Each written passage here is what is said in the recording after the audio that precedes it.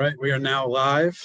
Hopefully people start to trickle in here. No attendees yet, but we are broadcasting on Facebook now. So Steph, give us a second, and then we'll go about 25-ish minutes. And here they come. I don't think I can see him, so you'll have to do any questions and field anything for me. People are starting to come in. Welcome, everybody. We're going to give everyone a few minutes just to trickle in before we get started.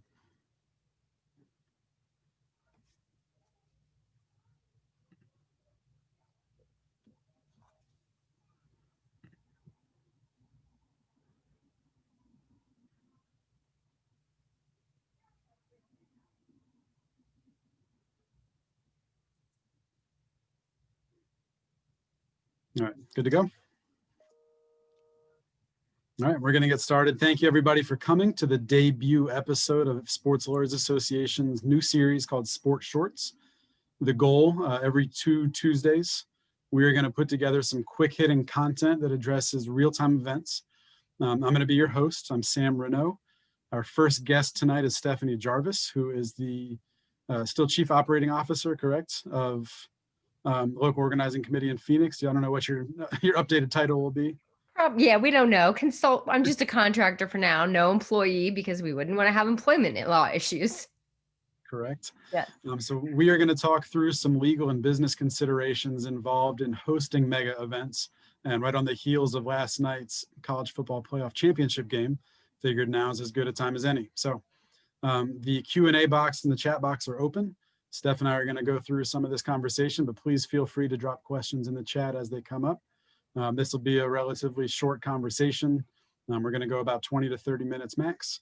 Again, we appreciate you all being here, and we will hopefully see you all tuning in every other week. So, Steph, you've been involved in a number of mega events in sports, some of the biggest events that college athletics has to offer. Your role starts out bidding for those events, is that right?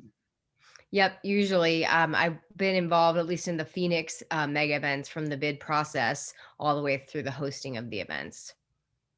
Talk me through this bidding process. This is a fairly complex, but also sort of quick, right? Like you have a very short amount of time to put together a lot of information.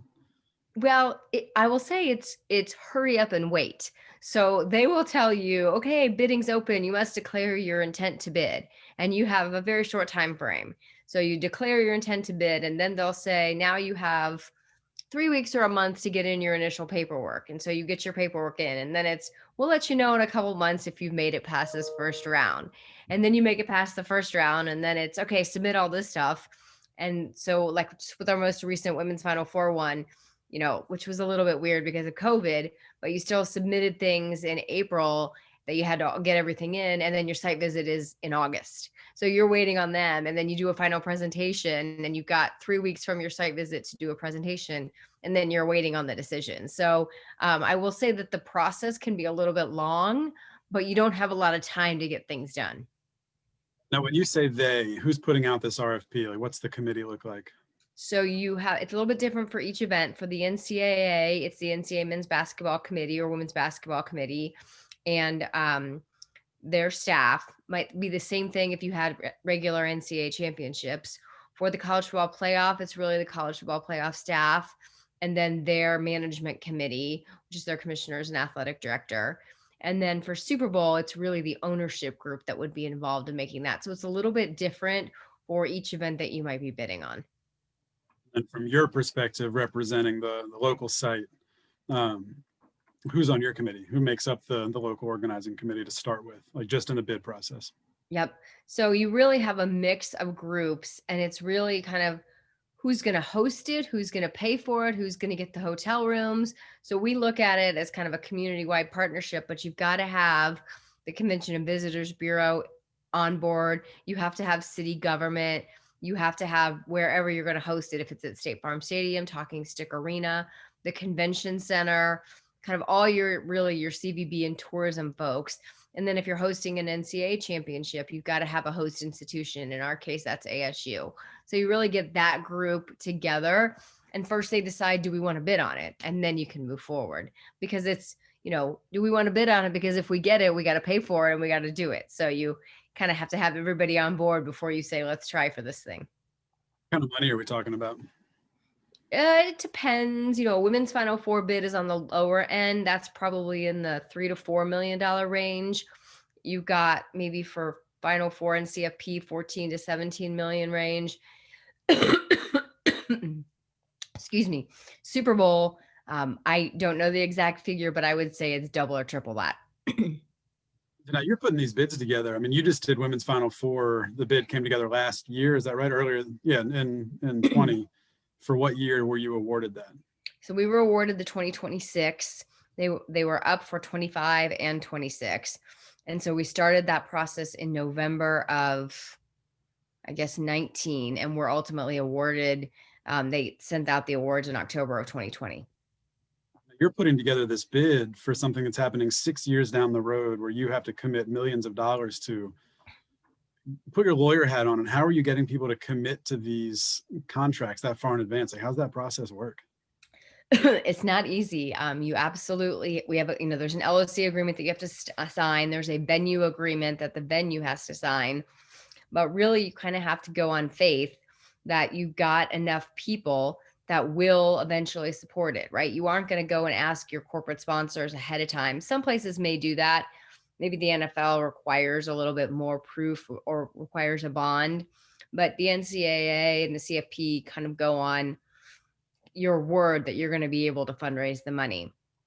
And you have to hope, one of the reasons why we were strong on pushing for 26 rather than 25 for the women's Final Four was because we've got 23 Super Bowl and 24 men's Final Four. So now you have this long process of you're awarded the bid, and now you've got to build toward actual execution. So what are you doing in the meantime? What's the role there? So you're really, excuse me, I'm just getting a cough drop.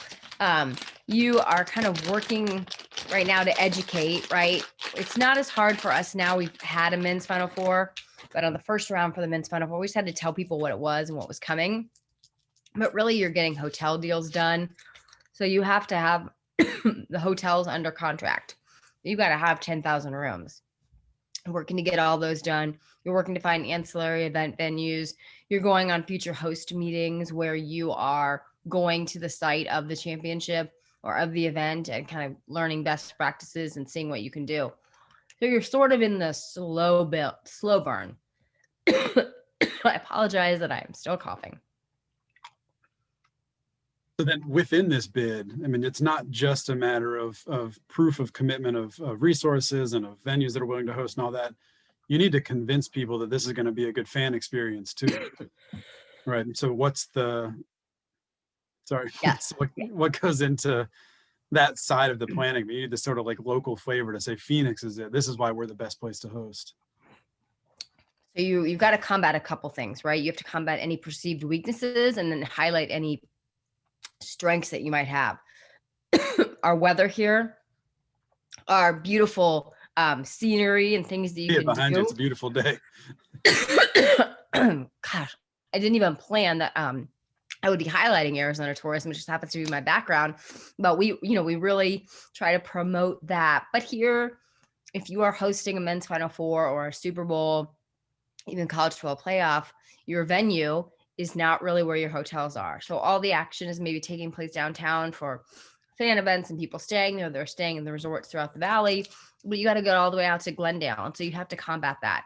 And so we kind of work to mitigate or minimize our weaknesses and enhance our strengths. And our strengths here are our volunteers, our experience hosting, our weather, our scenery, our, come early, stay late. There's things to do.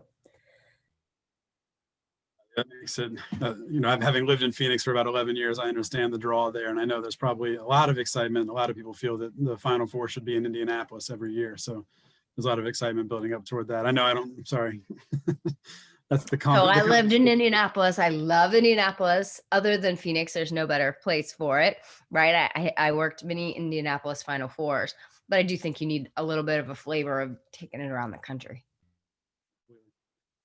So then you're building up towards hosting. You've been awarded the bid. You're a fairly bare bones staff at that point, right? How many people are actually working full time on this to start? So right now we have no full-time employees. Our LOC came down to about 5-6 board members, and I am basically our main contractor, although we have someone for payroll and bookkeeping. And in about, I would say usually 18 months, 2 years out, you start to build up your staff. Then you start to hire. But right now, you just have contractors. You maybe have some people who are helping out a little bit on PR and those things, but you don't really need a full-time staff. And it wouldn't be, fiscally responsible. Not a whole lot to do other than kind of making the arrangements that you are from an operations perspective. So when do you start that process of really, like, I know you said about 18 months out, but really ramping up and starting to gather volunteers? Like, how many people does it truly take to put this event on? You need a few thousand volunteers. Super Bowl needs more, but I would say about 2,000 for a Final Four, maybe a little bit less for a CFP. Women's Final Four will be a little bit less, but you really need them. And mainly they're helping with the ancillary events. The games take care of themselves, but the concerts, everything else, that's where you need the manpower. And so you really recruit your volunteers maybe a year to 6 months out.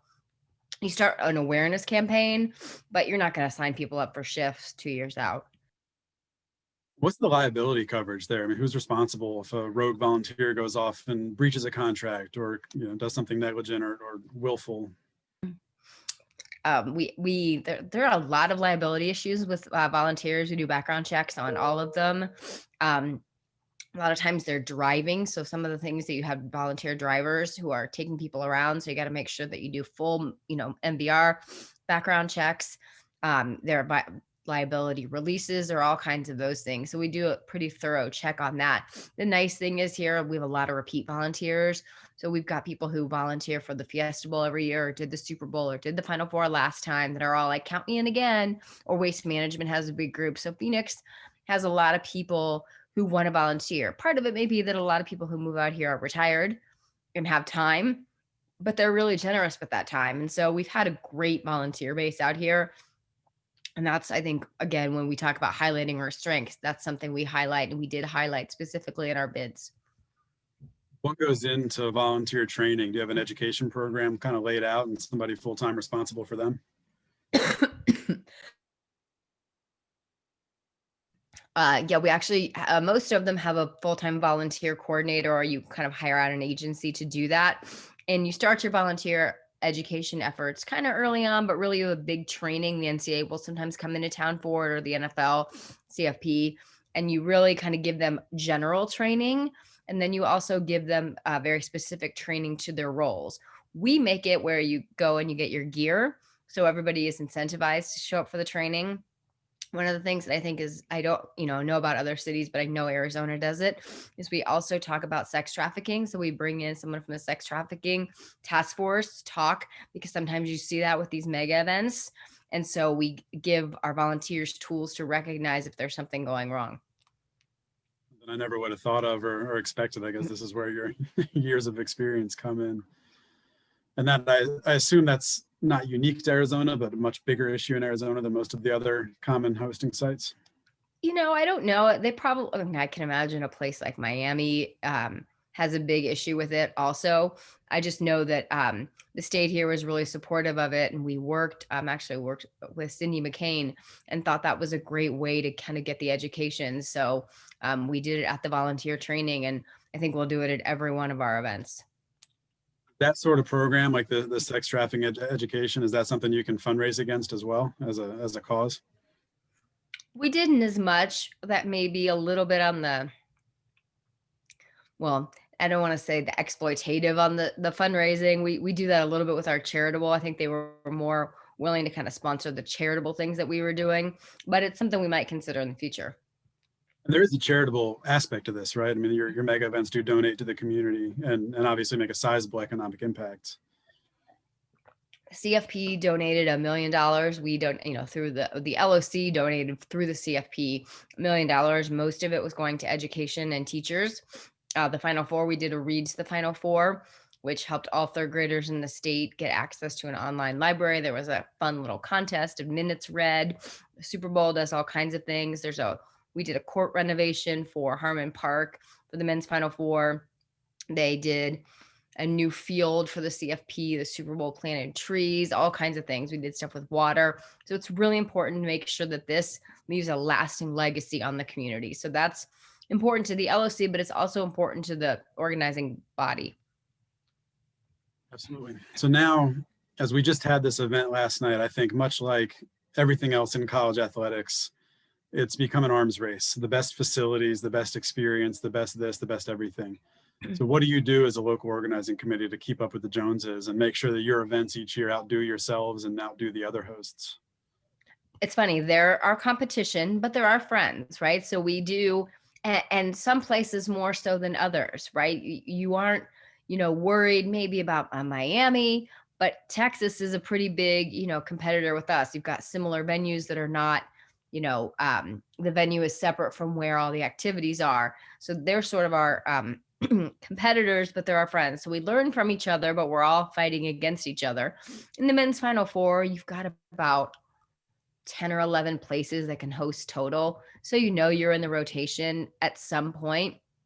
But yeah, we're in a competition. I'm never rooting for any of our, other cities to do a bad job. I want it to go well for them, but I still want us to be the best. And we look at it when we're hosting, like in 2017, we considered it great that we won the 2017 Final Four, but then we considered that as our audition to get a future Final Four. Perfect sense.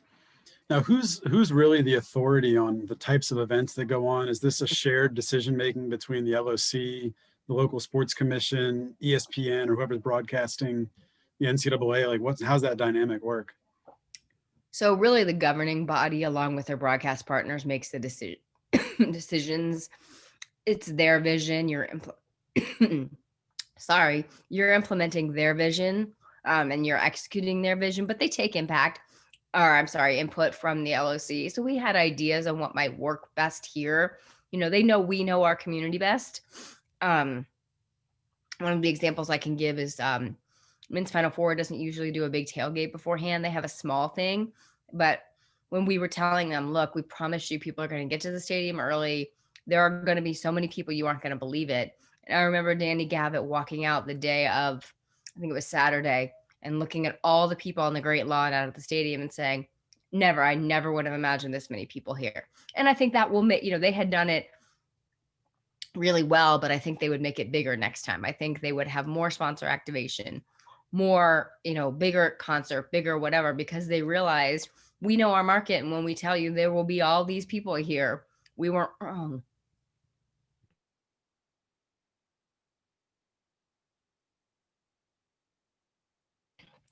I haven't coughed all day until this call.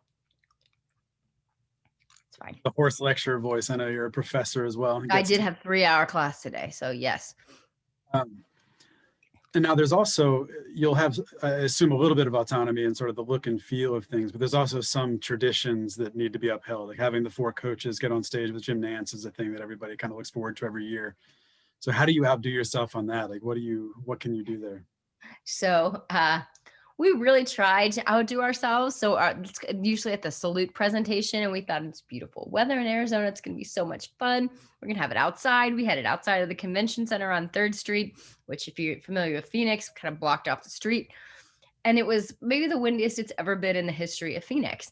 And so signs were blowing down and everything is, food is flying everywhere. And here I am thinking, oh, this is such a great idea to do it outside. And, so I don't know. I think the idea was great and we outdid ourselves on the idea. And then we did not have so much cooperation from Mother Nature, but we try to come up with creative things. We try to use, our local flavor in how we do things. And sometimes it works really well. And then sometimes it doesn't. I got hit by a table and a fondue pot in 17 at the salute night. I remember that vividly, but it was a good experience. Yeah.